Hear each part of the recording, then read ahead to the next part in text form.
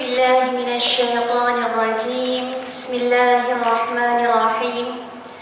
الحمد لله رب العالمين، والصلاة والسلام على أشرف الأنبياء والمرسلين وعلى آله وصحبه أجمعين. رب اشرح لي صدري ويسر لي أمري واحلل عقدة من لساني يفقه قولي.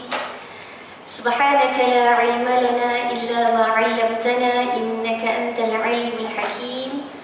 ولا حول ولا قوة إلا بالله العلي العظيم. أما بعد، السلام عليكم ورحمة الله وبركاته. Waalaikumsalam warahmatullahi wabarakatuh. Makan dah ke ni? Dah sarapan ke belum? Dah macam tak semangat. Saya macam orang tak makan lagi ni. Cuba sekali lagi. Assalamualaikum warahmatullahi wabarakatuh. Waalaikumsalam warahmatullahi wabarakatuh. Baru nampak orang lepas makan. Okey, jadi alhamdulillah, segala puji bagi Allah yang memberikan kita kekuatan.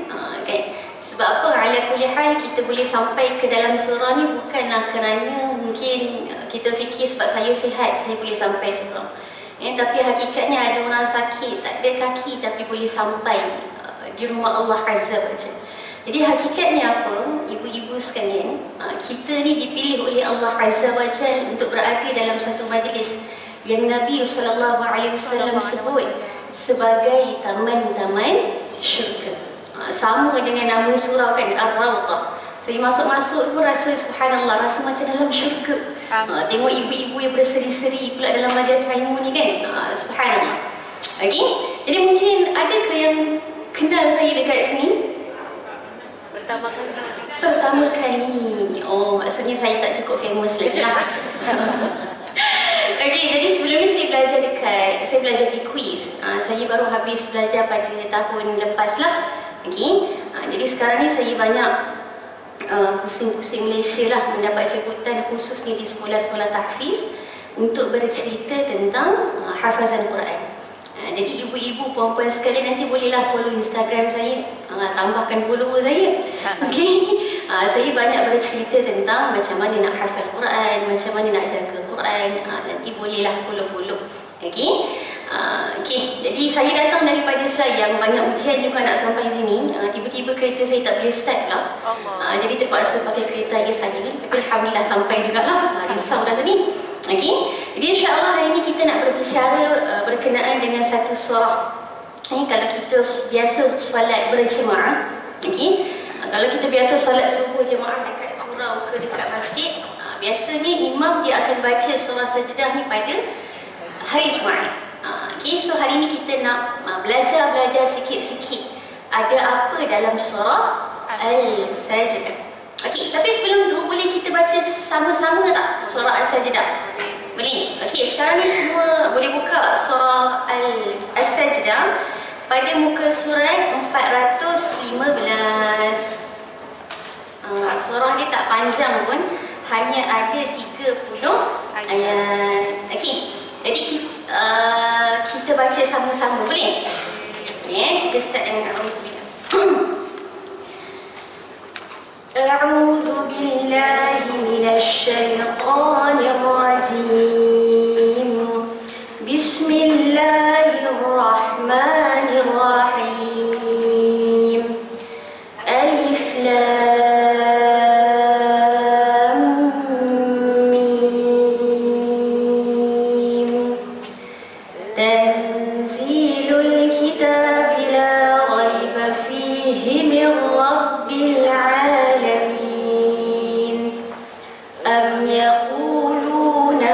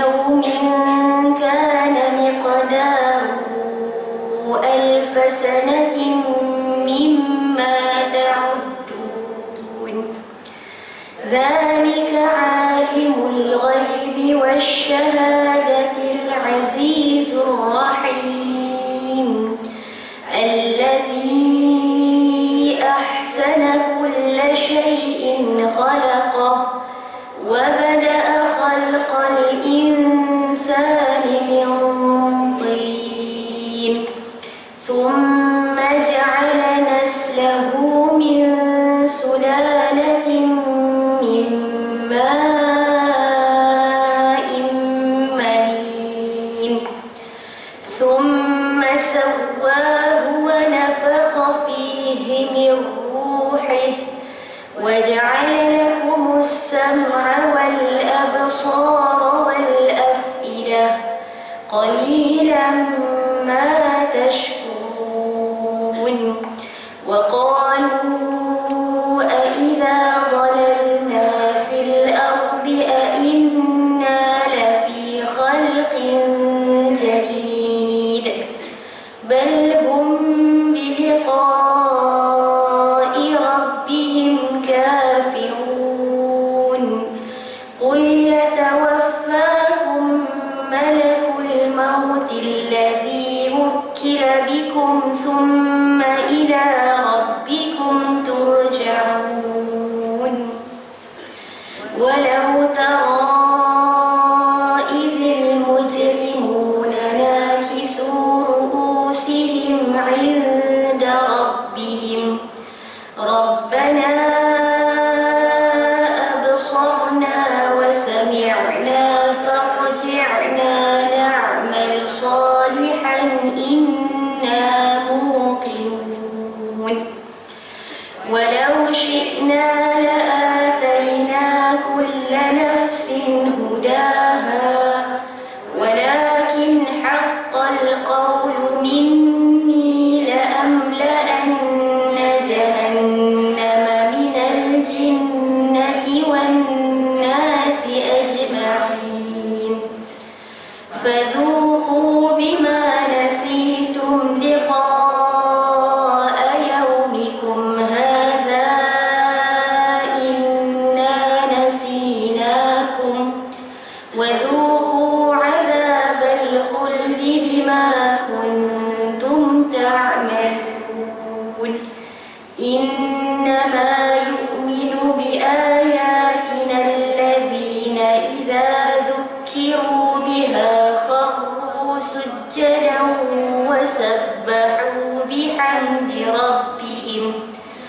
وسبحوا بحمد ربهم وهم لا يستكبرون سبحان الله والحمد لله ولا إله إلا الله الله أكبر سبحان الله والحمد لله ولا إله إلا الله الله أكبر سبحان الله والحمد لله ولا إله إلا الله الله أكبر تتجافى جنوبهم عن المضاجع يدعون ربهم خوفا وطمعا ومما رزقناهم ينفقون فلا تعلم نفس ما أخفي لهم من قرة أعين جزاء بما كانوا يعملون أفمن كان مؤمنا كمن كان فاسقا لا يستوون أما الذين آمنوا وعملوا الصالحات فلهم جنات المأوى نزلا بما كانوا يعملون وأما الذين فسقوا فمأواهم النار كلما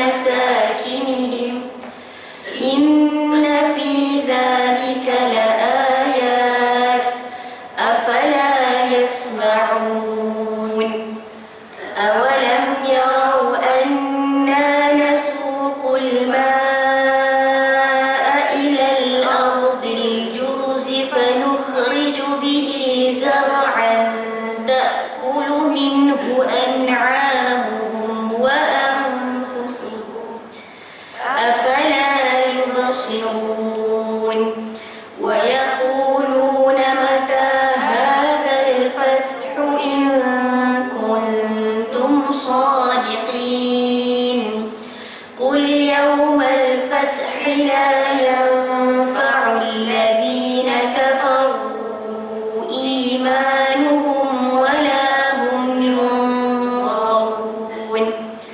فأعرض عنهم وانتظر إنهم منتظرون صدق الله العظيم.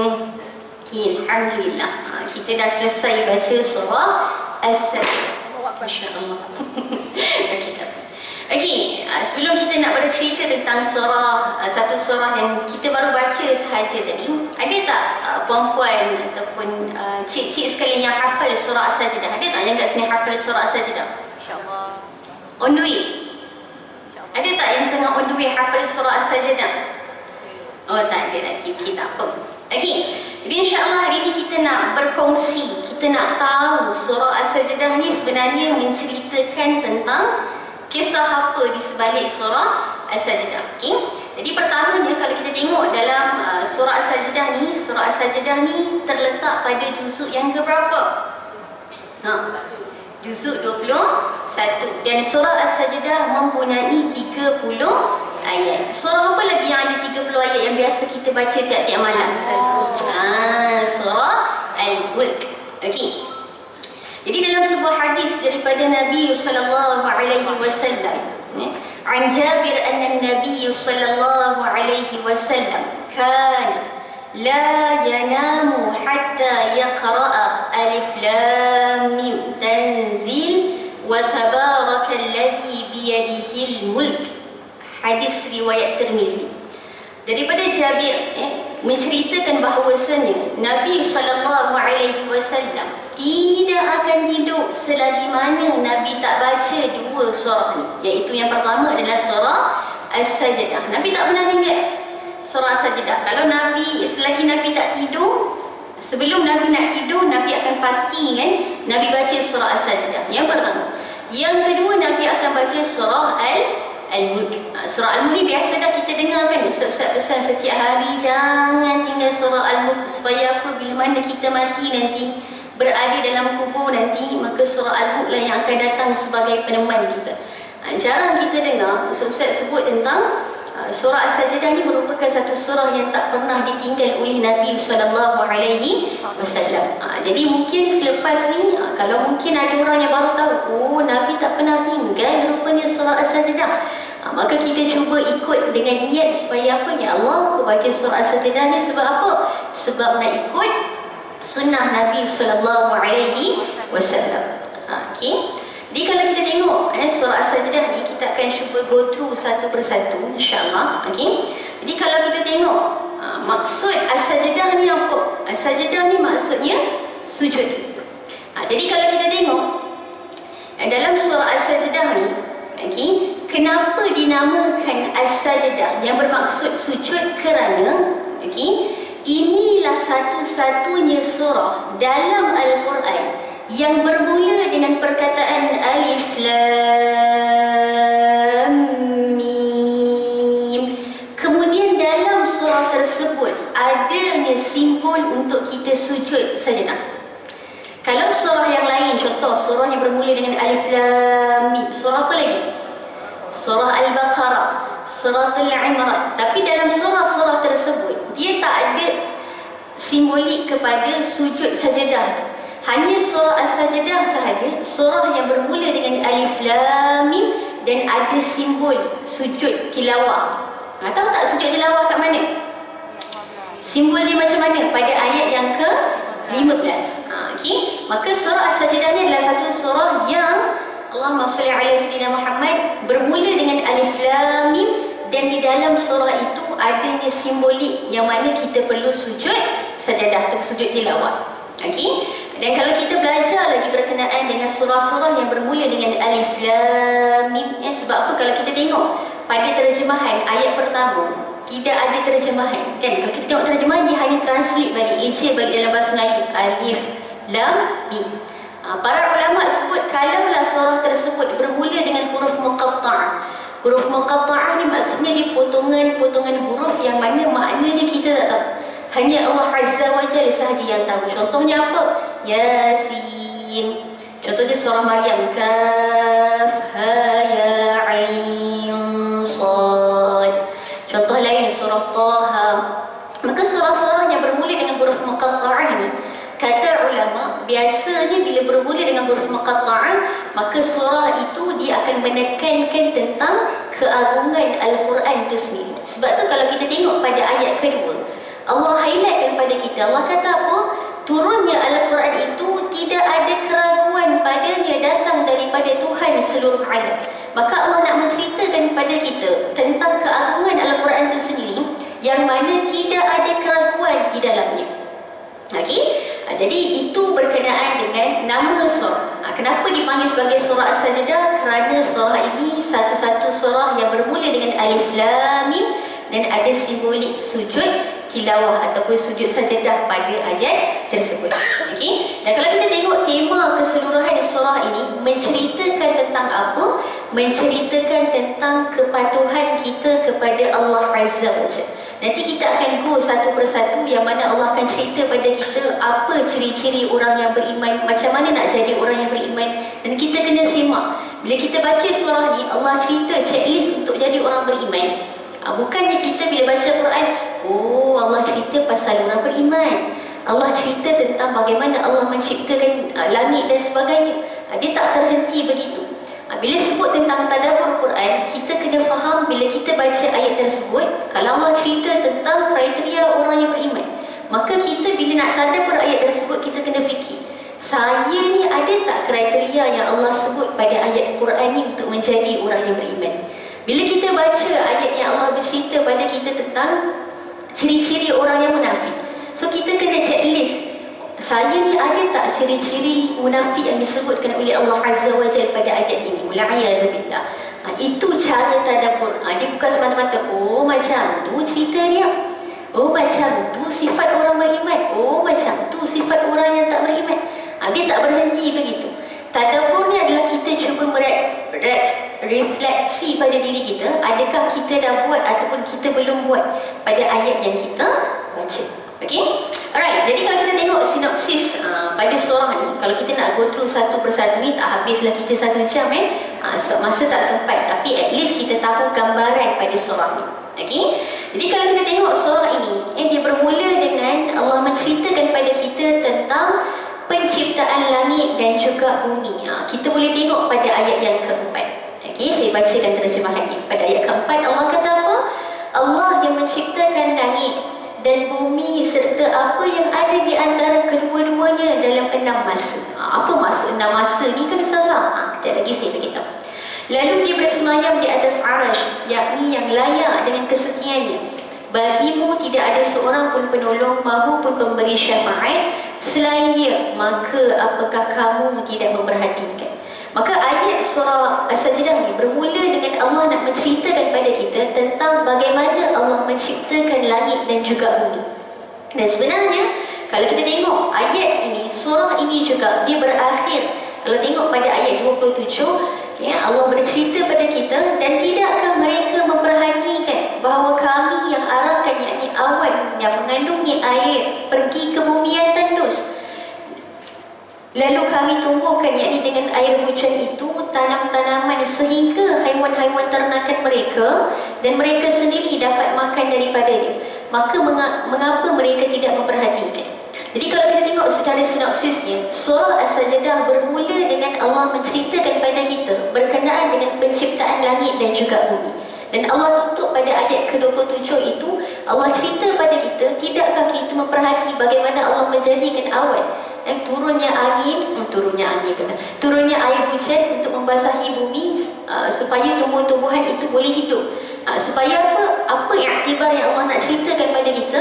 Allah nak ajar pada kita supaya kita melihat bumi ni, kita melihat tumbuh-tumbuhan, kita melihat setiap penciptaan Allah Azza wa Jalla, dan kita kembalikan kepada yang mencipta.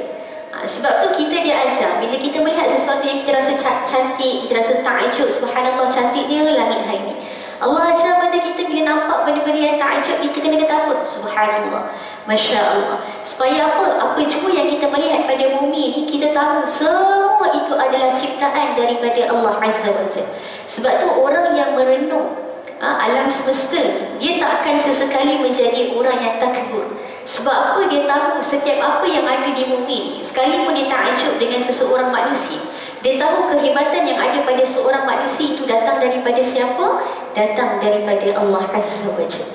Sebab tu kalau kita melihat kisah Nabi Ibrahim, bagaimana Nabi Ibrahim mencari Tuhan dengan melihat alam semesta. Okey? Jadi itu kalau kita nak tengok pada sinopsis surah yang mana Allah minta pada kita melihat keindahan alam, melihat segala apa yang diciptakan oleh Allah Azza wa Jalla, supaya segalanya kita kembalikan kepada Allah Azza wa Jalla. Okey? Jadi kita cuba tengok pula pada ayat yang ketiga. Okey, yang ni saya baca cerita mengikut kepada orang kata tema ni. Tadi tema ni berkenaan dengan Allah nak kita melihat bagaimana Allah menciptakan dunia. Okey, jadi kalau kita tengok pada ayat nombor 3, Allah berfirman, tetapi mengapa mereka, yakni orang kafir, mengatakan dia, yakni Muhammad, telah mengada-ngadakannya? Tidak, Al-Quran itu kebenaran yang datang. Al-Quran itu kebenaran yang datang daripada Tuhanmu, agar kamu memberi peringatan kepada kaum yang belum pernah didatangi orang yang memberi peringatan sebelum engkau, agar mereka mendapat petunjuk. Jadi kalau kita tengok pada ayat nombor 3 ni, Allah bercerita pada kita bagaimana waktu ketika mana Nabi SAW nak sampaikan dakwah, ketika itu penduduk tersebut dia tak nak terima ajaran yang dibawa oleh Nabi SAW. Malah mereka mengatakan Nabi ni adalah manusia yang buat ajaran yang baru. Sebab apa? Sebenarnya sebelum zaman Nabi SAW itu kita panggil sebagai zaman fatrah. Fatrah ni adalah satu tempoh yang mana mereka tidak ada dan tidak datangnya Nabi. Sebab apa? Sebelum Nabi Muhammad SAW datangnya Nabi apa? Nabi Isa. Jadi sementara nak tunggu datangnya Nabi Muhammad SAW, itu dikenali sebagai zaman fatrah. Sebab apa? Waktu tu tak ada turunnya ajaran ataupun ajaran daripada Allah Azza wa Jalla. Sebab tu siapa yang hidup pada zaman fatrah, ulama sebut, jumhur ulama sebut, siapa yang hidup pada zaman fatrah ni, mereka tidak akan masuk ke dalam neraka. Sebab apa? Waktu tu tidak ada Nabi yang membawa mereka untuk kembali kepada Allah Azza wa Jalla. Okey? Dan kata ulama, tempoh antara Nabi Isa nak ke Nabi Muhammad SAW tu, anggaran tahun berapa lama? 600 ke 620 tahun. Nak cerita punyalah lah.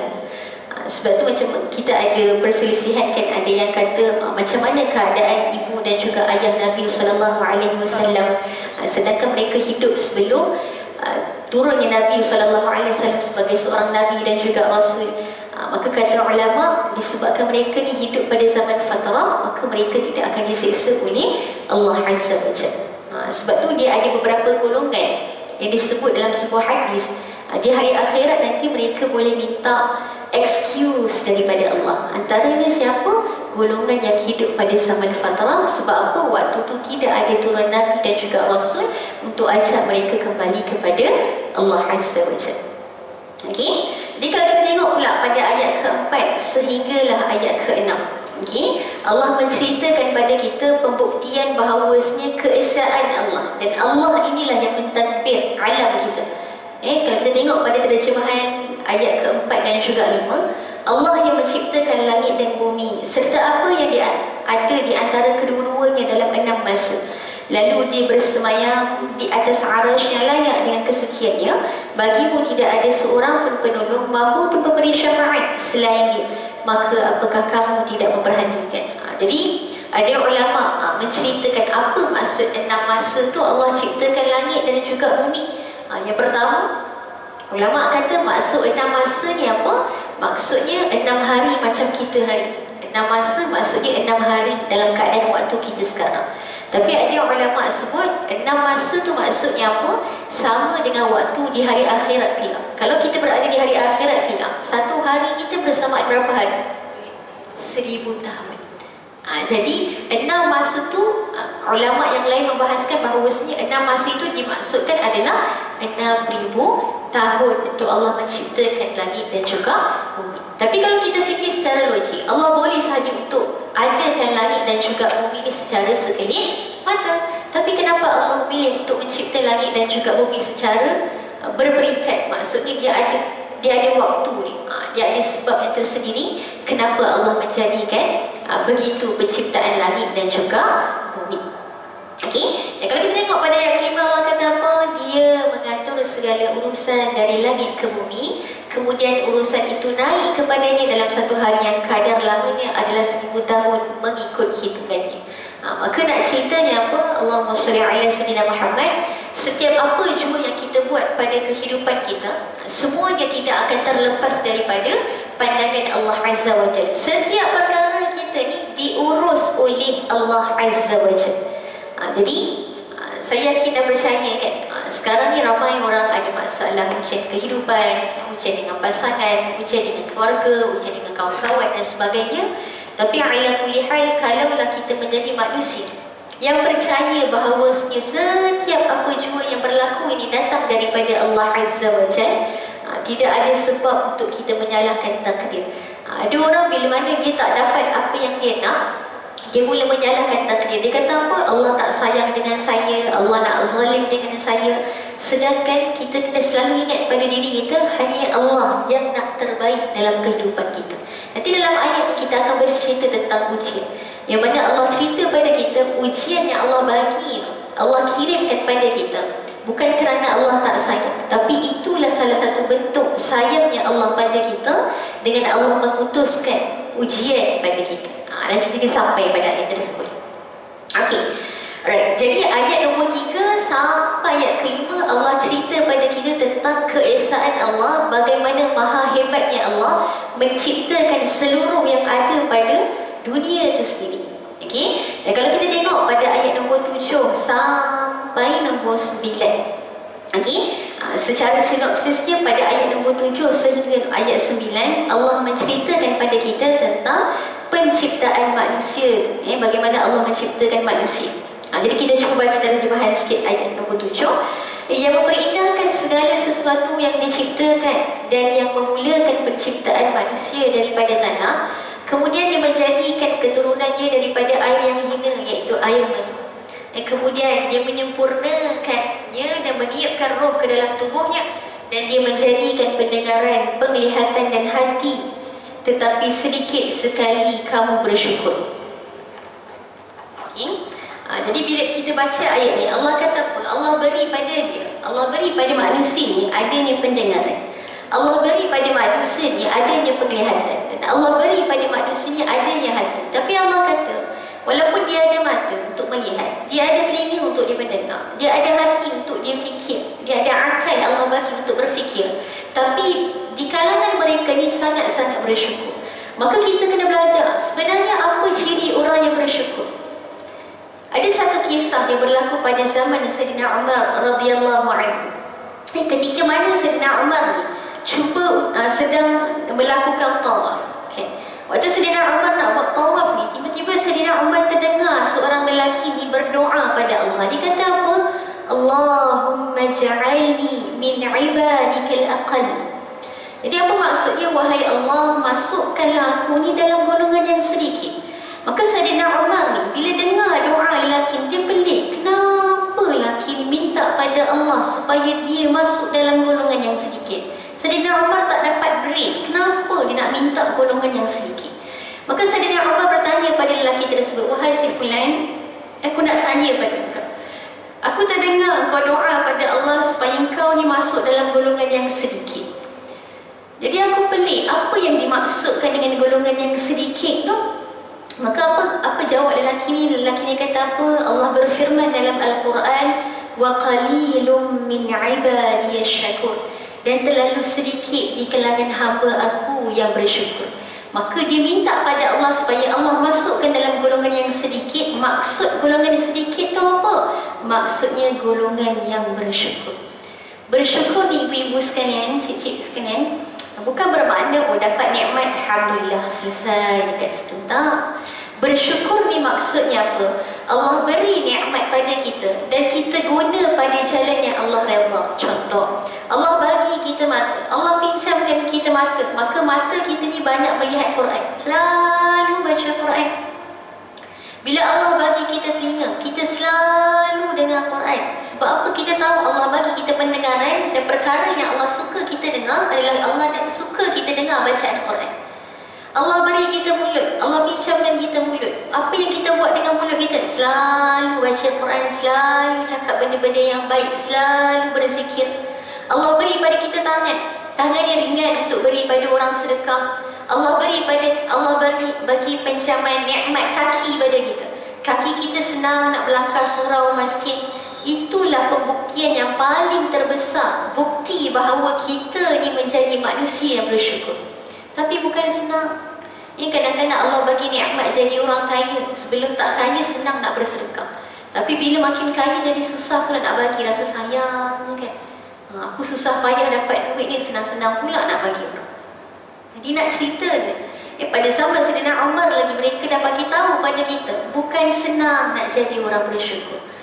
Minta maaf saya katakan. Kalau kita tengok hari ni pun, kalau kita buat kajian berkenaan dengan orang yang boleh baca Quran, masih sangat ramai orang di luar sana yang belum boleh baca Quran. Sedih. Saya baru ni pergi satu sekolah agama, saya buat survey, saya tanya siapa yang tak cukup solat. Sekolah agama ni sekolah menengah agama. Pelajar perempuan semua jawab. Jadi saya tanya siapa yang tak cukup solat lagi ni? Hampir lebih daripada separuh pelajar angkat tangan. Saya kata Allahu Akbar, sekolah menengah agama ni. Macam mana pula kalau soalan tu kita tanya pada sekolah menengah biasa yang tak ada agama? Sekolah menengah biasa. Nak ceritanya pembuktian bersyukur tu bukan senang. Syukur ni maksudnya apa? Kita guna segala nikmat yang Allah pinjamkan pada kita. Tangan kita ni nikmat. Mata kita ni nikmat. Ada orang yang tak ada mata, nak sangat nak ada mata. Dia tak dapat nikmat tersebut. Tapi sejauh mana kita menggunakan nikmat yang Allah berikan pada kita pada jalan yang Allah redha. Sebab tu puan-puan, cik-cik sekalian, ada satu hadis daripada Nabi sallallahu alaihi wasallam. Ya, Rasulullah sebut pada Mu'adz bin Jabal. Rasulullah kata apa? Wahai Mu'adz, aku ni sayang pada engkau. Maka aku nak wasiatkan kepada engkau satu doa yang kau perlu amalkan setiap kali selepas solat. Doanya apa? Allahumma a'inni ala zikrika wa syukrika wa husni ibadatika. Masya Allah, dah hafal. Wahai Allah, kurniakanlah kekuatan kepada aku untuk mengingatimu. Yang kedua, kita minta pada Allah, ya Allah berikanlah kekuatan kepada aku untuk bersyukur dengan nikmat-Mu. Dan yang ketiga, kita minta pada Allah, ya Allah berikan kekuatan kepada aku untuk mengelokkan amalanku. Nak ceritanya apa? Nak ingat Allah pun kena doa, ya Allah bagi aku kekuatan untuk ingat Engkau ya Allah. Bukan senang nak ingat Allah. Ramai orang, termasuklah diri saya, bila tak ada ujian, kita susah sikit nak menangis depan Allah, doa nangis-nangis. Kalau tak ada masalah mungkin bangun tahajud juga mungkin 5 pagi. Tapi bila ada masalah, bangun tahajud pukul 3 pagi. Nak ceritanya apa? Nak ingat pada Allah. Nabi ajar pada kita, nak ingat Allah, kena doa, ya Allah jadikan aku orang yang ada kekuatan untuk ingat pada Engkau ya Allah. Dan Nabi ajar pada kita, nak jadi orang bersyukur pun kena doa pada Allah, ya Allah berikan aku kekuatan untuk mensyukuri nikmat-Mu. Bukan senang nak jadi orang bersyukur. Dan yang ketiga, kita minta pada Allah supaya kita jadi orang yang memperelokkan amalan kita. Maksudnya apa? Amalan kita semalam lebih baik daripada kemarin. Amalan kita Itu yang Nabi ajar. 3 benda kena minta pada Allah Azza wa Jalla. Mahal 3 benda ni. Kalau ada 3 benda ni dalam hidup kita, bahagia hidup dunia akhirat. Jadi kita kena kejar macam mana. Kalau kita dalam kehidupan dunia kita fikir macam-macam, 5 tahun lagi nak beli rumah lagi besar, 6 tahun lagi nak ada kereta yang paling canggih, nak ada macam-macam tentang perihal dunia kita. Tapi bagaimana kita plan tentang kehidupan akhirat kehidupan kita? Saya nak tanya ibu-ibu sekalian, siapa tahu macam mana dia meninggal dunia, cara macam mana nanti? Ada tak yang tahu? Siapa tahu? Ustaz, saya rasa saya meninggal dunia kan waktu tu saya dekat Sumbrau, Ustaz. Ada tak siapa yang tahu macam mana kematian dia nanti? Tak ada, rugi tak tahu. Nak tahu secret tak macam nak tahu cara mati ni? Nak tahu tak? Sebenarnya ibu-ibu sekalian, kita boleh plan macam mana kematian yang kita nak. Ulama ajar pada kita, kita boleh bayangkan macam mana cara kita nak mati. Tapi macam mana? Kaedahnya apa? Ulama kata apa? Kita akan dimatikan dengan sesuatu yang selalu kita sibukkan waktu kita hidup. Kalau waktu hidup selalu pergi surau, dengar kuliah, baca Quran, maka Allah akan jemput kita dalam keadaan sebegitu. Amin. Amin ya Rabb. Tapi kalau kita jenis orang yang sikit-sikit pergi shopping, sikit-sikit pergi shopping, meninggal dunia pun dalam shopping kompleks. Tapi kalau pergi shopping untuk anak-anak tak jadi masalah, tadi pahala juga kan. Jadi mulai hari ni kita dah merancang, kena merancang bagaimana pengakhiran kehidupan kita.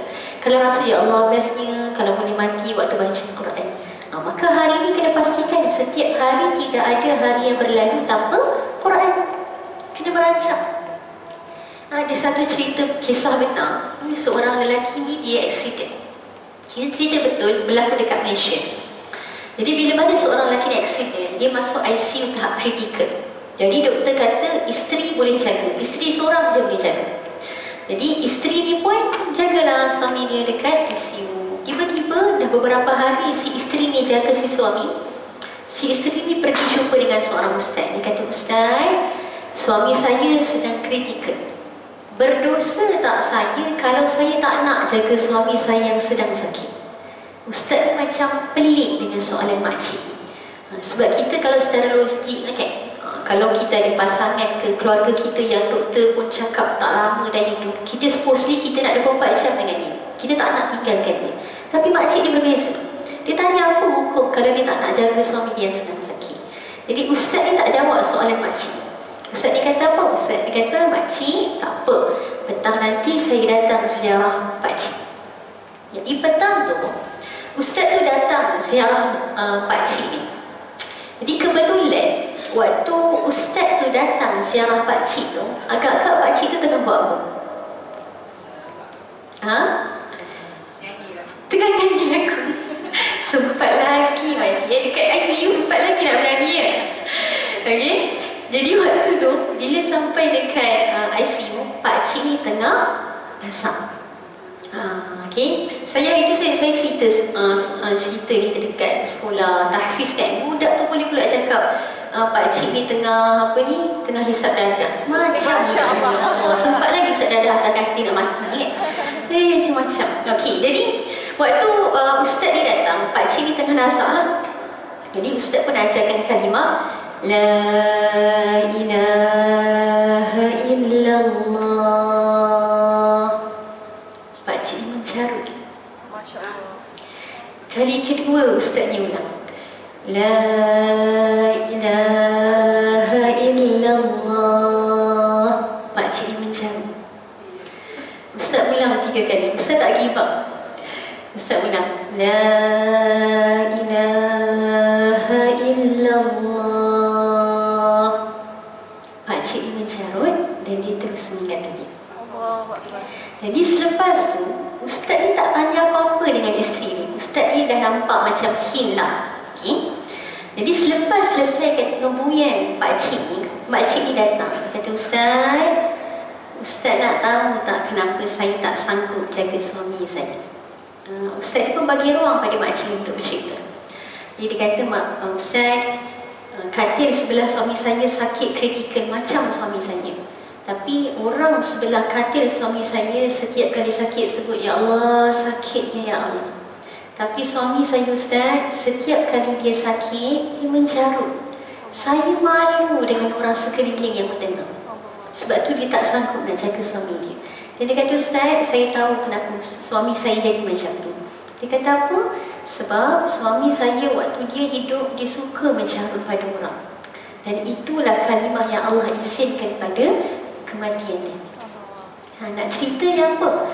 Ramai orang dia fikir, oh tak apalah gurau-gurau je dengan orang mencarut gelak-gelak. Budak-budak sekarang ni, budak-budak sekarang mencarut tu jadi bahan jenaka juga. Main-main je sebut ni gelak-gelak dengan kawan. Tu budaya sekarang, budak-budak zaman sekarang. Tahfiz ke tak tahfiz, sama je.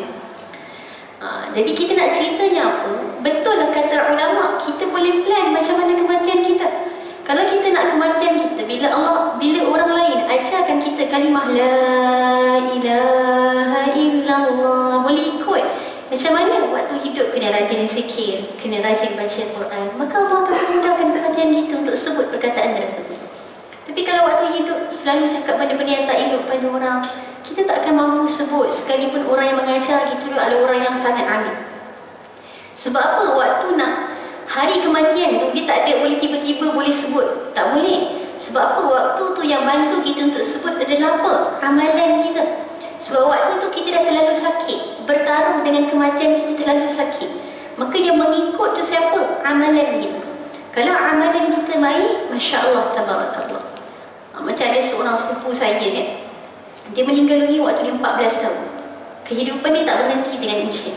Dia dilahirkan dalam keadaan tidak ada ayah. Kemudian umur dia 10 tahun gitu, dia rapat dengan nenek dia sebab dia tak ada ayah. Dia rapat dengan mak dia.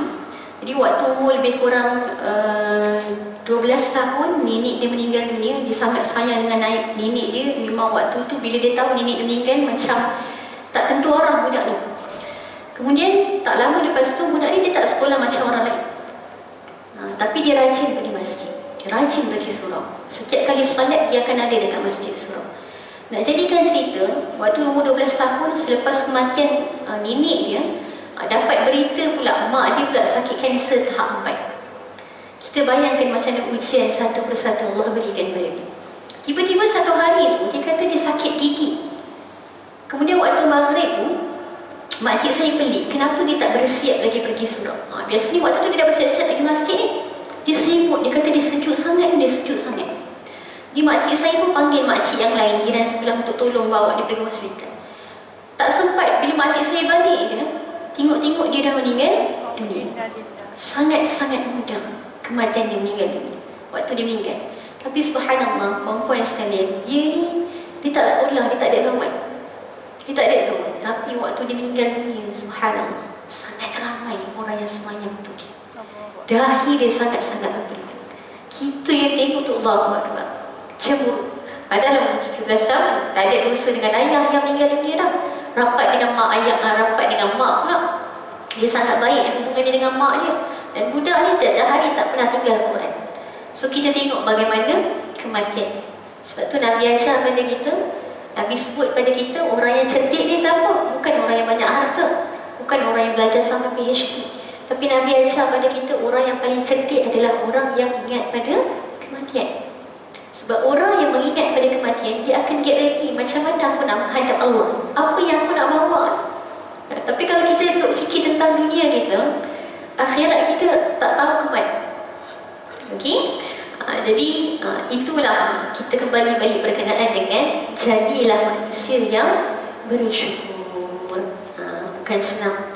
Okay, sebab tu Nabi ajar pada kita nak jadi manusia bersyukur, kita kena doa pada Allah supaya apa?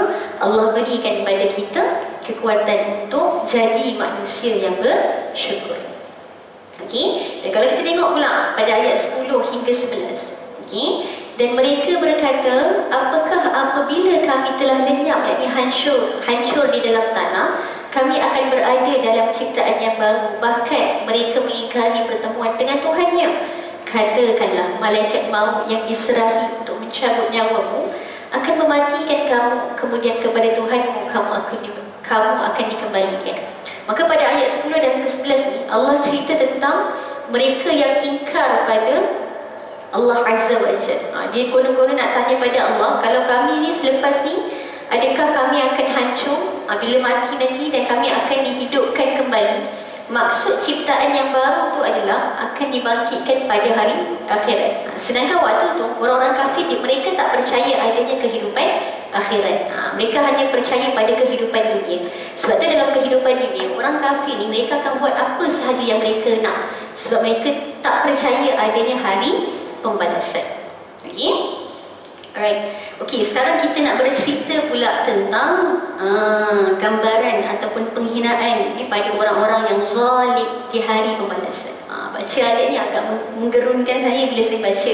Bila saya tadabbur pada ayat, muka surat, boleh buka muka surat 416. Okey. Kalau kita tengok pada ayat 12, Allah kata apa? Dan alangkah ngerinya jika kamu melihat orang-orang yang berdosa itu menundukkan kepalanya di hadapan Tuhan, yakni mereka berkata, ya Tuhan kami telah melihat dan mendengar, maka kembalikanlah kami ke dunia. Nescaya kami akan mengerjakan kebajikan, sesungguhnya kami adalah orang-orang yang yakin. Dan jika kami mahu, nescaya kami berikan kepada setiap jiwa petunjuk baginya. Tetapi telah ditetapkan perkataannya, ni ketetapan dariku, pasti akan aku penuhi neraka jahanam dengan jin dan manusia bersama-sama. Maka rasakanlah olehmu, yakni azab ini, disebabkan kamu melalaikan pertemuan dengan harimu ini, yakni hari kiamat. Sesungguhnya kami pun melalaikan kamu, dan rasakanlah azab yang kekal di atas apa yang telah kamu kerjakan. Jadi kalau kita tengok pada ayat ni, Allah menceritakan pada kita tentang penghinaan yang Allah berikan kepada orang-orang yang tak nak percaya pada hari akhirat. Ini orang kafir. Bila mana nanti di hari akhirat kelak, waktu tu baru mereka bagi tahu pada Allah, ya Allah, aku percaya sebelum ni apa yang disampaikan oleh Nabi SAW, aku beriman ya Allah. Tapi waktu tu tidak ada istilah taubat dah. Yang ada hanyalah istilah terlambat. Maka waktu tu Allah tak akan terima dah taubat kita. Sebab tu saya selalu pesan, sebab saya mengajar Quran kan, dan kebanyakan yang saya mengajar ni golongan ibu-ibu lah, makcik-makcik. Ada yang baru 40 tahun baru nak kenal alif sampai yang. Dia kata, ustazah, saya ni dah tua baru nak mengajar Quran, rasa lambat sangat. Saya kata tak terlambat. Selagi mana Allah beri kita peluang untuk kenal Allah, sebelum Allah jemput kita, tak ada istilah terlambat. Cuma mungkin timeline kita lambat sikit je daripada orang lain. Okey? Jadi wala'iyadzubillah, bila kita baca ayat 12 hingga 14 ni, moga-moga kita tak termasuk dalam golongan yang mana waktu tu berlakunya penyesalan sebab apa? Tak ikut apa yang diajarkan oleh Nabi sallallahu alaihi wasallam. Okey, kita go through pula ayat 15 sampai 16. Okey. Ayat 15 Allah kata apa? Orang-orang yang beriman dengan ayat-ayat kami hanyalah orang-orang yang apabila diperingatkannya dengan ayat-ayat kami, mereka menyungkur sujud. Apa maksud sujud kat sini? Adalah mereka ini sujud tunduk patuh kepada Allah serta khusyuk dan bertasbih serta memuji Tuhannya, dan mereka tidak menyombongkan dirinya. Maka simbolik kenapa kita kena sujud tilawah pada ayat ni adalah kerana nak bagi tahu pada kita bahawasanya kita sujud pada perintah yang Allah minta kita buat, sebagai simbolik. Jadi kalau kita tak mampu sujud tilawah kan, macam tadi kan, kita tak buat sujud tilawah, maka kita disunatkan untuk baca subhanallah walhamdulillah wala ilaha illallah wallahu akbar. Okey. Tengok ayat ke-16. Ayat 16 ni Allah cerita pada kita kriteria orang yang beriman. Siapa orang yang beriman tadi tu? Yang beriman yang ikut perintah Allah ni, Allah kata apa? Tatajafa junubuhum 'anil madaji'i yad'una rabbahum khawfan wa tama'an wa mimma razaqnahum yunfiqun. Perut mereka jauh daripada tempat tidur. Itu ciri-ciri orang beriman yang pertama. Perut mereka jauh daripada tempat tidurnya, maksudnya apa? Tidurnya sedikit, bukannya sikit-sikit tidur. Kita sikit-sikit tidur, termasuklah diri saya kan. Maka kita kena checklist. Allah kata ciri-ciri orang yang beriman yang pertama, mereka ni perut mereka jauh daripada tempat tidurnya. Maksudnya apa? Kurang tidurnya, sikit tidurnya, dan mereka ni banyak qiyam, bangun malam. Kita ni kalau tak mampu nak bangun malam ni, malu pada Nabi sallallahu alaihi wasallam. Sebab apa? Nabi bangun tahajud ni sampai bengkak-bengkak lagi. Sayyidatina Aisyah tanya pada Rasulullah, "Wahai Rasulullah, kenapa kau susah payah nak solat tahajud ni sampai kaki bengkak? Sedangkan Allah dah janji Allah akan ampunkan segala dosamu yang lalu dan yang akan datang." Maka Nabi kata apa? "Salahkah aku nak menjadi manusia yang bersyukur?" Maka nak jadi manusia bersyukur ni macam mana? Kena buat apa yang Allah minta kita buat dan tinggal apa yang Allah tak nak kita buat. Maka yang pertama kena checklist. Oh, saya ni banyak tidur ke sikit tidur? Itu kriteria yang pertama Allah sebut dalam ayat ke-16. Yang kedua Allah kata apa? Mereka berdoa kepada Tuhannya dengan rasa takut dan penuh pengharapan. Maksudnya apa? Dia sangat bergantung harap kehidupannya pada Allah Azza wa Jalla. La hawla wa la quwwata illa billahil aliyyil azim. Bila dia ada masalah, siapa yang dia cari dulu? Allah. Bila rasa susah dengan kehidupan, siapa yang dia cari dulu? Allah. Itu orang yang benar-benar berdoa dengan penuh pengharapan.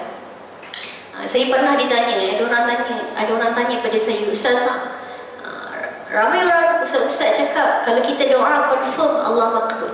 Tapi ada satu doa saya minta pada Allah sampai hari ini Allah tak kabulkan doa saya." Dia kata macam tu. Sedangkan Allah janji dalam surah Al-Baqarah, "Wa idza sa'alaka 'ibadi 'anni fa inni qarib ujibu da'watad da'i idza da'an falyastajibu li wal yu'minu bi la'allahum yarshudun." Allah janji pada kita, kalaulah seorang hamba tu minta pada aku, maka aku akan perkenankan. Tapi kita kena faham bagaimana cara Allah perkenankan doa kita. Yang pertama, cara Allah perkenankan doa kita, Allah bagi sebagaimana yang kita nak. Yang kedua, Allah beri yang kita rasa tak baik tapi hakikatnya baik untuk kita. Yang kedua, kita minta A, Allah bagi B. Dan yang ketiga, mungkin Allah lewatkan sikit. Kita minta, "Ya Allah, aku nak sangat tahun ni nak ada rumah 3 tingkat." Doa tiap-tiap hari tak pernah miss. Tapi Allah tak bagi tahun tu. Rupa-rupanya 5 tahun lepas tu baru Allah bagi kita rumah 3 tingkat. Mahal ibu-ibu sekalian kalaulah kita boleh menjadi manusia yang selalu bersangka baik dengan Allah. Benda paling mahal. Benda paling mahal. Kalau kita tengok kenapa orang tu kan Allah bagi ujian senyum lagi dia. Kalau kita Allah bagi ujian tak henti nangis lah, tak tentu arah dah kehidupan kita. Tapi rupa-rupanya dia menjadi manusia yang selalu bersangka baik pada Allah Azza wa Jalla. Saya lah, pengalaman saya kan, saya degree saya sambung pengajian tahfiz qiraat. Ibu-ibu sekalian nak tahu tak tu orang kata nak benci ni jangan benci sangat. Saya dulu waktu sekolah menengah, saya sekolah dekat MRSM Kemencik, Ulul Albab. Saya hafal Quran dekat situ. Jadi waktu tu saya dah niat dan saya kata, "Ya Allah, aku tak nak sambung bidang qiraat." Qiraat ni maksudnya kita baca dari segi kaedah yang lain kan. Macam ibu-ibu pernah dengar wadduha wal lail, tu qiraat. Di waktu saya sekolah menengah, saya pernah sebut pada Allah, saya kata, "Ya Allah, aku tak nak sambung bidang qiraat." Jadi lepas saya SPM, saya dapat sambung bahagian sains dekat UPSI. Dan saya tak nak, saya memang nak sambung bidang pengajian agama. Jadi saya kata saya tak nak masuk UPSI ni sebab nanti waktu tu kena ambil diploma 3 tahun. Takkan saya nak belajar satu benda yang saya tak minat. Jadi waktu tu fikir punya fikir, saya kata saya nak sambung juga bidang pengajian agama Islam. Jadi saya ambil asasi pengajian Islam dekat UIS. Lepas tu saya memang pelajar terbaik lah waktu tu. Dengan target, degree nak sambung IPTA. Sebab IPTS kan mahal kan. So kita dah ada target macam tu. So ustaz-ustaz lecturer pun kata, InsyaAllah mesti dapat IPTA. Sebab saya dapat 4 flat set semester. Jadi waktu tu memang dah target kan. Tapi bila saya isi UPU, saya tak dapat IPTA. Waktu tu saya terduduk. Saya rasa dunia saya sangat gelap. Sebab saya nak sambung bidang syariah bab hukum lah kan. Kalau dekat kuis ni rasanya 60,000 juga nak sambung bidang syariah. Jadi saya tak dapat IPTA. Waktu tu saya tak tahu saya nak sambung apa lepas tu. Kemudian mak saya cerita dengan datuk saya. Dia cakap, saya hilang semangat. Ya, saya terkesan dengan apa datuk saya cakap. Selama ni saya bagi tazkirah pada orang, saya tak ingat pada diri saya. Bila benda tu berlaku, saya jadi lupa. Datuk saya kata apa? Hidup kita ni, kalau kita nak belajar ke apa, Allah akan uruskan segala-galanya. Jangan bimbang bab duit ke apa, semua akan datang. Saya menangis sungguh-sungguhnya waktu tu sebab saya mula macam, saya terlupa benda tu. Saya terlupa. Akhirnya saya kata tak apalah, saya korbankan saya punya cita-cita untuk jadi bahagian syariah ni, saya sambung bidang qiraat. Sebab apa? Bidang qiraat ni ditaja secara, semuanya ditaja lah, kira tak ada hutang lah, dapat allowance semua. Saya sambung bidang qiraat ibu sekalian. Waktu saya sambung degree, majoriti belajar semuanya diploma qiraat. Jadi mereka ni semua dah ada basic. Saya masuk zero. Saya tak tahu apa pasal qiraat. Sebab saya studi MRSM. Saya bukan sekolah agama sebelum ni. MRSM pun kami tak ada belajar qiraat. Jadi bila masuk hari pertama tu, Allah je maha mengetahui bagaimana struggle saya untuk saya dapat qiraat. Waktu tu saya macam masih ada perasaan macam kenapalah Allah bagi aku ni. Dulu aku tak nak sangat benda ni. Tapi lama-lama saya ni jenis suka mencabar diri kan. Kita usaha lah. Usaha sejak semester dapat dekat. Dan bila waktu konvo baru ni saya dapat belajar terbaik. Dan waktu tu saya, sampai tu masa tu saya duduk seorang-seorang, saya fikir, apalah hikmah Allah masukkan aku bidang qiraat. Bila kita duduk fikir-fikir baru kita nampak, oh mungkin kalau saya tak sambung bidang qiraat, bidang tahfiz Quran saya akan hilang. Sebab saya hafal Quran waktu merasa mungkin. Kawan-kawan saya kebanyakannya yang masuk bidang lain, Quran yang hilang. Sebab apa? Bukan senang nak jaga Quran. Baca Quran ni bebas sekali senang. Nak hafal, lepas tu kena jaga. Apa yang hafal jangan bagi hilang. Itu susah. Dan mungkin kalau saya tak masuk bidang qiraat hari ni, saya tak bercakap daripada ibu saya. Saya jadi orang lain. Saya tak jumpa dengan pelajar-pelajar sekolah tahfiz, saya tak jumpa. Nak ceritanya apa? Hidup kita ni, kita kena selalu sangka baik dengan Allah. Sekalipun waktu tu, kita dapat bukan apa yang kita nak. Tapi kita kena belajar, sebut pada diri, tak apa, Allah tahu yang terbaik. Allah bagi aku yang terbaik. Kena sebut. Tak boleh cakap, kenapa Allah bagi aku macam ni? Kenapa tak? Kena pujuk diri, kata, ya Allah, aku percaya Allah yang aturkan dan Allah ni nak yang terbaik. Sebab saya dalam hidup saya pun ada beberapa fasa yang Allah bagi bukan pada yang saya nak. Menangis juga, nak terima mula-mula menangis. Tapi dalam masa yang sama kena pujuk diri, Allah tahu apa yang terbaik. Allah tahu apa yang terbaik. Allah tahu apa yang terbaik. Ujung nanti kita akan faham kenapa Allah mula mengaturkan hidup kita begini. Dan waktu tu kita akan mula bersyukur, terima kasih ya Allah. Mula-mula kita rasa nak marah dengan Allah. Sebab apa? Allah bagi pada kita benda yang kita tak nak. Tapi hujung nanti bila kita mula faham, kita pula sujud syukur, sebut pada Allah, ya Allah, terima kasih ya Allah. Okay? Maka jadilah manusia yang selalu berdoa pada Allah dengan keadaan kita meyakini Allah akan beri apa yang kita nak. Sekalipun Allah tak beri apa yang kita nak, Allah akan selalu memberi pada perkara yang kita perlu. Kita kena faham macam tu. Okay? Itu perkara yang kedua, berdoa. Dan doa ni kalau boleh ibu sekalian, banyakkan doa-doa untuk orang lain. Dia setengah orang dia takut nak doakan orang lain jadi orang kaya. Dia takut nak doakan jiran dia sihat ke apa kan, kaya nanti dia selalu pergi travel, aku duduk rumah je. Ada setengah orang dia fikir macam tu Saya pergi sekolah-sekolah ni kan, dia orang cakap, tak nak Kak Syurah doakan kawan saya. Lah pula, kenapa awak tak nak doakan kawan awak? Nanti dia lagi hebat dekat kelas macam mana? Ya Allah, dia fikir macam tu. Sedangkan dalam Islam ajar kita nak doa, kena doakan orang lain. Supaya apa? Malaikat doakan untuk kita. Bila malaikat doakan kita, confirm mustajab. Sebab apa? Malaikat adalah satu makhluk yang tak pernah buat dosa pada Allah Azza wa Jalla. Saya ni ada sekali tu exam, tiba-tiba saya blank. Saya teringatlah pasal doa ni kan. Saya buat apa? Saya doa dalam hati. Saya sebut seorang-seorang kawan saya dalam dewan tu. Saya kata, ya Allah, permudahkan Aisyah, Aina. Saya sebut seorang-seorang untuk jawab soalan. Soalan ni je yang saya tak tahu ni. Jawab soalan. Habis saya sebut satu-satu nama, ting, keluar jawapan. Masya Allah. Tapi jangan buat macam tu pula kan. Kita nak belajar juga kan. Kalau macam tu semua orang pakai tips tu rosak lah. Kan? Nak cerita ni tentang doakan orang lain. Jangan takut untuk doakan orang lain. Okay? Dan yang ketiga, dalam ayat 16 Allah kata apa? Ciri-ciri orang yang beriman, mereka menafkahkan sebahagian daripada rezeki yang kami berikan kepada mereka. Maksudnya apa? Orang yang selalu bersedekah, jangan takut untuk sedekah. Okey, adalah baru ni orang terdekat saya, suami dia pilot. Jadi waktu COVID tu, suami dia ada dalam list untuk dibuang lah. Jadi waktu tu si isteri ni buat apa? Dia ingat tu beza jadi orang beriman, orang yang ada ilmu ni. Dia buat apa? Dia banyakkan bersedekah dalam tempoh nak tahu keputusan sama ada suami dia kena tendang ataupun tidak. Dia banyak sedekah, dia sedekah kat sekolah tahfiz. Waktu tu bulan puasa pula, dia belanja ramai orang family dia makan. Dan tiba-tiba, alhamdulillah, suami dia tiba-tiba tak jadi untuk ditendang. Nak ceritanya bagaimana pahala sedekah. Kan biasa macam kalau dengar ceramah Ustazah Asma Harun, Ustazah pesan apa? Buat sedekah subuh. Okay, sedekah subuh tu kalau boleh jangan tinggal. Contohlah nanti ada orang bilang, Ustazah, saya tak pergi surau waktu subuh, tak apalah, buat tabung dekat rumah, masuk sehari RM1. Mungkin bagi kita RM1 ni tak ada nilai, tapi kalau kita buat ikhlas, subhanallah, nilai dia sangat tinggi di sisi Allah Azza wa Jalla. Nanti cukup hujung bulan masuk dalam tabung masjid. Tapi jangan pula dah hujung bulan, banyak pun dah. Sayang ni kalau makan KFC ni boleh belanja satu family ni. Dia jadi tukar niat pula, bahaya pula kan. Okay? So kena jaga niat sampai ke hujung dia. Okay?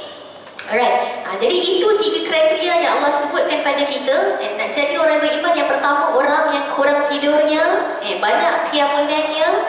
Yang kedua orang yang berdoa dengan penuh pengharapan pada Allah Azza wa Jalla. Dan yang ketiga adalah orang yang selalu bersedekah kepada orang lain. Okey, dan pada ayat ke-16, tadi kita dah baca ayat 16. Okey, dan pada ayat seterusnya, pada ayat 19, okey, orang-orang yang beriman dan mengerjakan kebajikan, maka mereka akan mendapat syurga-syurga sebagai kediaman, jadi sebagai pahala ke atas apa yang telah mereka kerjakan. Maka Allah ceritakan kepada kita, kalau orang yang beriman, maka tidak ada tempat yang lain melainkan syurga lah tempatnya. Okey, kita tengok yang sikit lagi. Okey, cuba tengok pada ayat 21. 21 ni, subhanallah. Allah berfirman, dan pasti kami timpakan ke atas mereka sebahagian siksaan yang dekat, yakni di dunia, sebelum azab yang lebih besar di hari akhirat, agar mereka kembali ke jalan yang benar. Kalau ayat 21 ni, itu adalah salah satu kasih sayang Allah Azza wa Jalla. Apa yang Allah nak ceritakan pada ayat 21 ni sebenarnya, Allah nak beritahu pada kita, dalam manusia ni Allah berikan ujian pada dia dekat dunia. Kenapa Allah bagi ujian pada dunia? Supaya di hari akhirat kelak dia tak terlalu terseksa.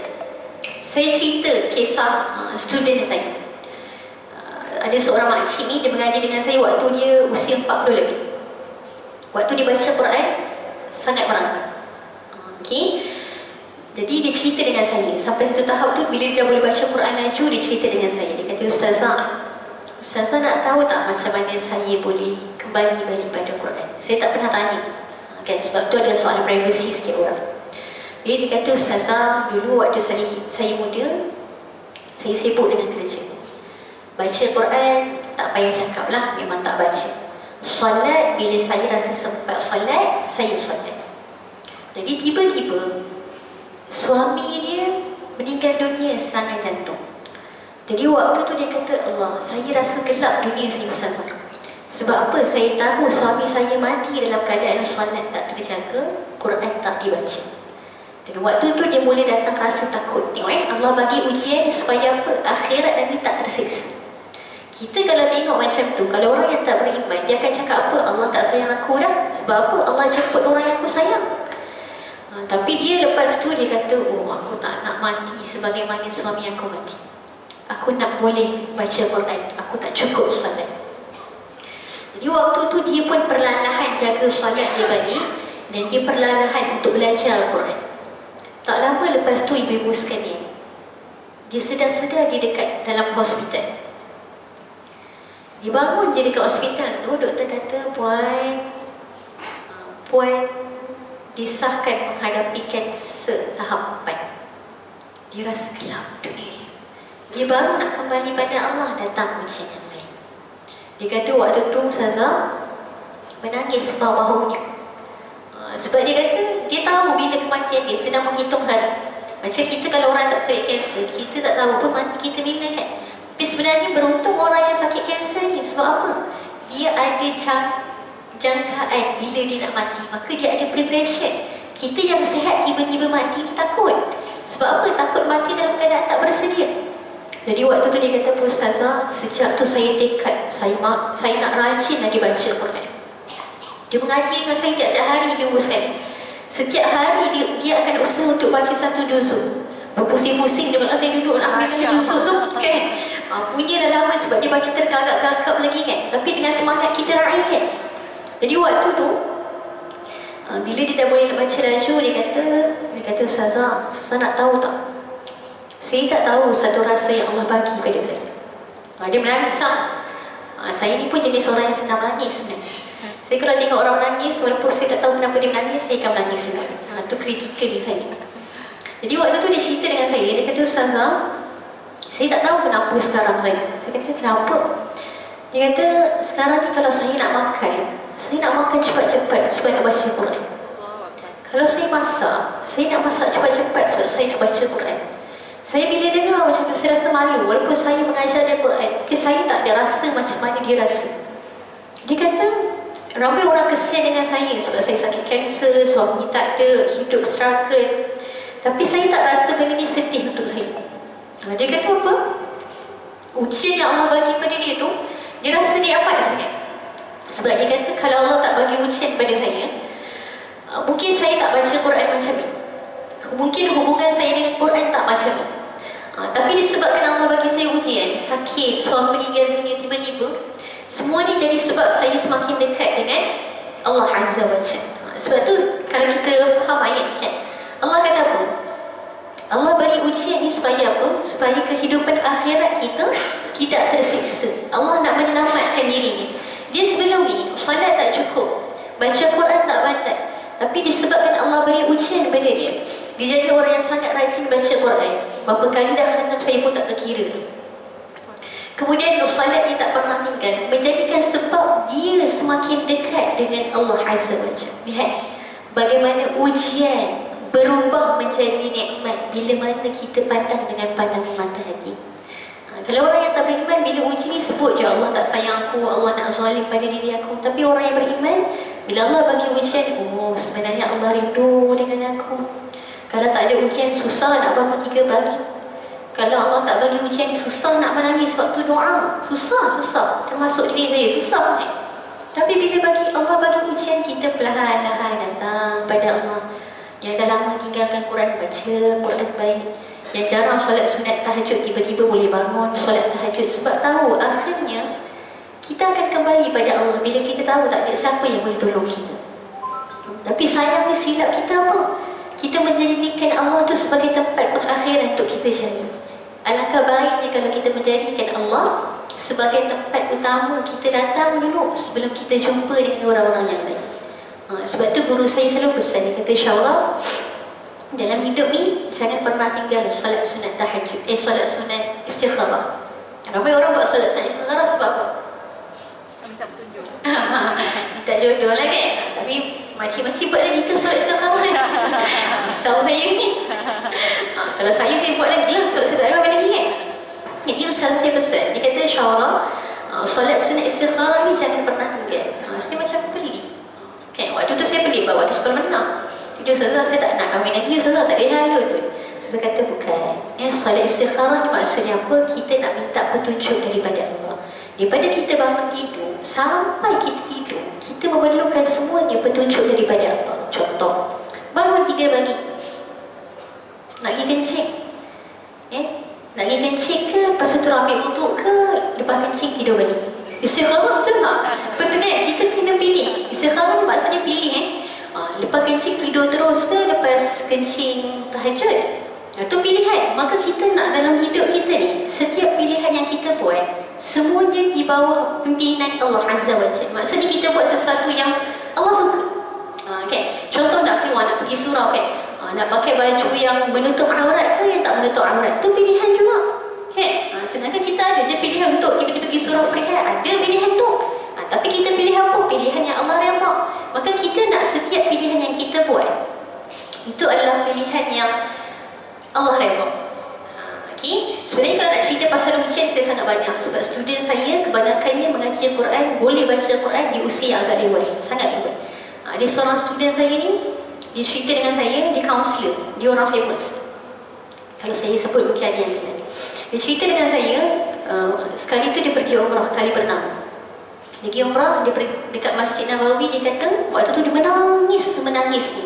Kita kalau sampai Masjid Nabawi, seronok lah kan, Allah jemput, boleh sampai pada Masjid Nabi. Tapi puan dia menangis. Dia kata, Syarah awak nak tahu tak, waktu kali pertama saya datang umrah, saya menangis sebab saya tengok semua orang baca Quran. Saya tak pandai baca Quran, saya tak tahu nak buat apa. Dia menangis. Dan sejak tu dia kata apa? Dia doa pada Allah supaya Allah jemput dia kali kedua dalam keadaan dia boleh mengaji Al-Quran.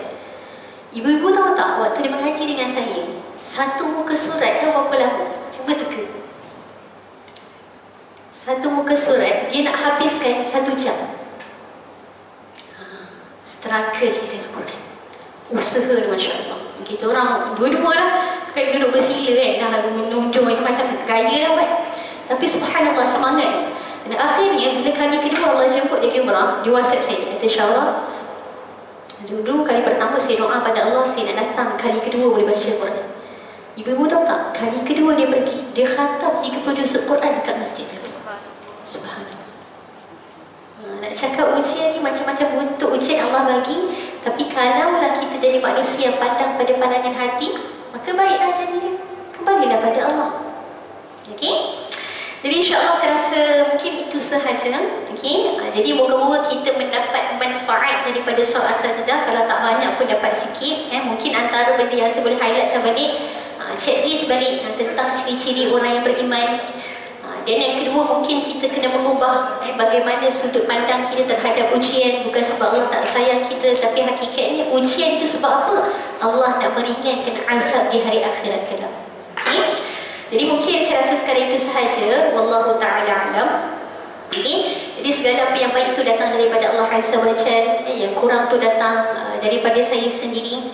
Jadi wallahu ta'ala alam. Assalamualaikum warahmatullahi wabarakatuh. Waalaikumsalam warahmatullahi wabarakatuh.